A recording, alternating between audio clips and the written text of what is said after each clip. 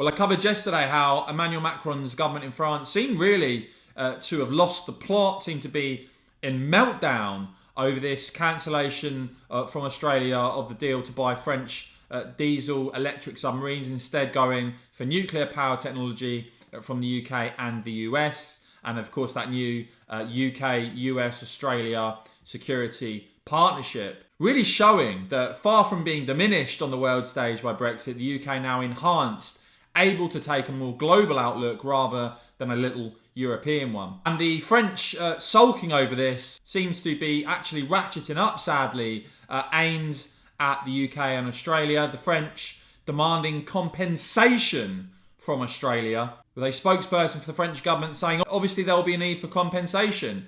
We've also seen reports that the French want to call off EU trade talks with Australia, with Clement Beaune, France's European Affairs Secretary, telling Politico it is unthinkable to move forward on trade negotiations as if nothing had happened with a country in which we no longer trust. Yeah, look, the French government seemingly now want to scuttle a EU-Australia free trade agreement.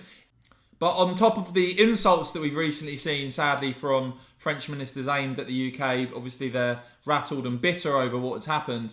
We also now see the French seemingly cancelling a defence summit with the UK, with a Foreign Office minister acknowledging tension in Britain's relations with France, and the French Armed Forces minister no longer meeting the British counterpart this week.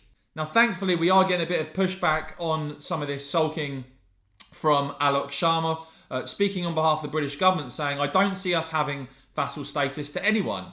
What we have here is a deal amongst three close allies. This is about security in the Indo-Pacific. When it comes to France, we will continue to have very close relations with them on security matters through NATO. Macron's government clearly still very upset, wounded, sulking, throwing their toys out the pram, call it what you like. But I think this is really rather small-minded and petty, some of the comments and cancelling meetings and things like that. This all underlines once again why Brexit UK, right to leave the European Union, right to be representing ourselves on the world stage, and right to be taking that global approach, that global view, instead of a little small insular European one. Let me know what you make of this, guys, and as ever, make sure you've hit subscribe and the bells. I keep bringing you all the very latest here on my channel, and of course, thanks for watching.